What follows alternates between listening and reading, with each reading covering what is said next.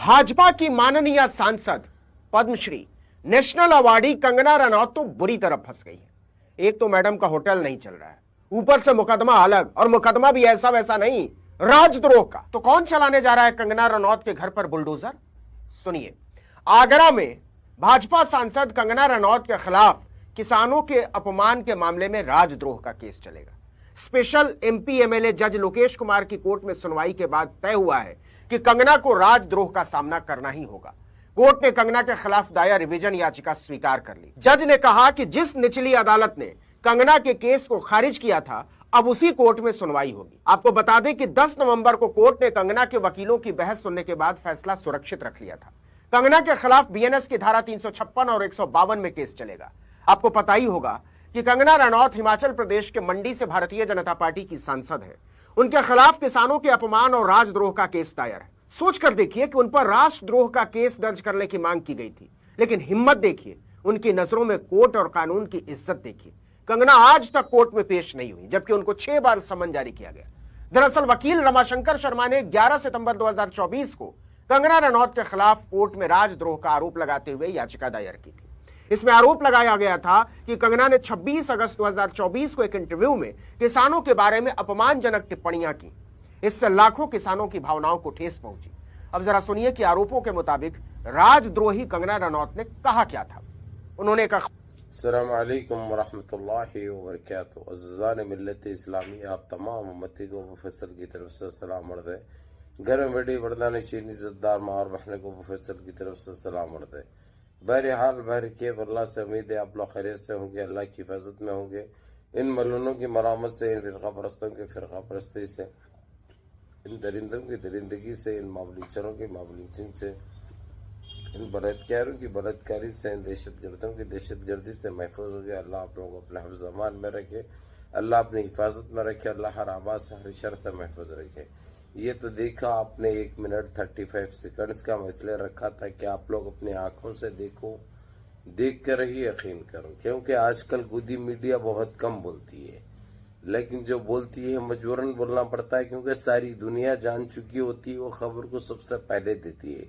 क्योंकि यही कंगना रावत है जो हम मुसलमानों के लिए हो या दलितों के लिए हो या सिख बरादरों के लिए हो, कैसे शब्द इस्तेमाल करी थी आप लोग जानते हैं। ये किसानों को लेकर जो मुद्दा जो उसने जो बयान दिया था, जो अपना एक टेलीविज़न चैनल पर बैठकर जिस तरीके से, इसके ऊपर हालांकि डिमांड थी इन किसानों के, उन हमारे पाजी सरदार भाइयों की, कि इसके ऊपर देशद्रोही का केस बुक होना।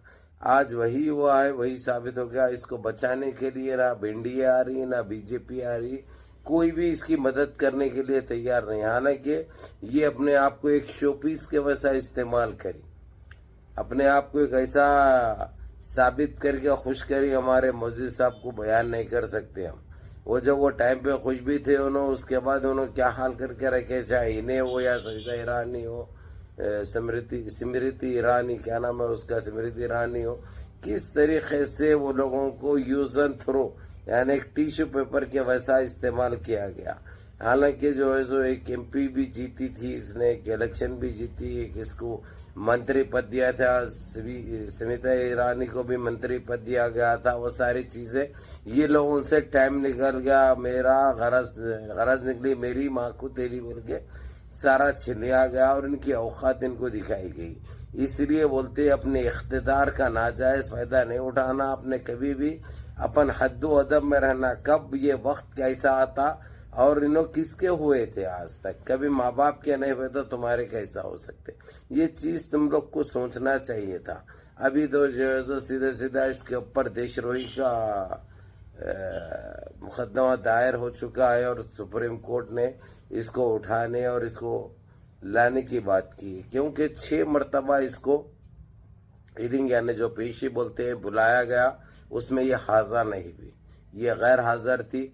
यानी इसने कोर्ट को, अदालत को एक अपने एक वैसा सोचा, इसने इतनी बड़ी तौहीन करने के बाद इसके साथ क्या सलूक किया जाता, क्या फैसला होगा, आप लोग अच्छी तरह जानते हैं। यानी इसको पकड़ के लाने के आर्डर्स का पास हो चुके हैं اور اس کے اوپر تقریباً ٹاسک فورس ہو یا SBI کے ہو، یہ سارے ایجنسیاں اس کے پیچھے پڑ چکے ہیں. یہ آج کل میں گرفتار بھی ہو جائے گی.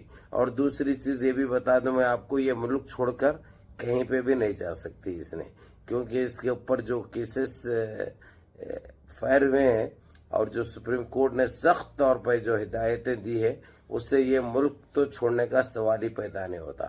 اگر یہ ملک چھوڑ کے چلی گئی تو اس کا ذمہ دار سیدھا امیگریشن ڈپارٹمنٹ ہوتا اور ان کو یہ سوال کا جواب بھی دینا پڑتا. تو ان کو جو ہے سو وہ LOC نوٹس بھی جاری کر دی گئی ہے تمام ایئرپورٹوں پہ اور تمام ٹرینوں کے اس کے اوپر. خیر اس میں تو سفر ہی نہیں کرتی انہیں، گھر سے دیش چھوڑ کے بھاگنا ہے تو سوائے پلین کے علاوہ تو کوئی راستہ نہیں ہے اس کے لیے. تو یہ دیکھو بیٹھے جگہ، یعنی جو اپنے گھمنڈ، اپنے تکبر، اپنے غرور میں کیا سے کیا ہو گئی انہیں. پہلے تو بھی ڈرامے کر کے وہ کر کے ایڈورٹائزاں دے کے اپنا جسم بتایا کہ 4 پیسے کا حاصل کر سکتی تھی. اب وہ جو ہے سو سوکھے ٹنگنا بھی کوئی دیکھنے کو تیار نہیں ہے. یہ ساری چیزیں اسی لیے پہلے بتایا میں نے کہ کبھی بھی بڑا نوالا کھانا، بڑی بات نہیں کرنا، اور کبھی بھی غرور تکبر کے نشے میں اتنا وہ ہونا. ان کے ساتھ بھی ساروں کے ساتھ یہ ہونا ہے، کیونکہ یہ دیش واسیوں کا دیش ہے.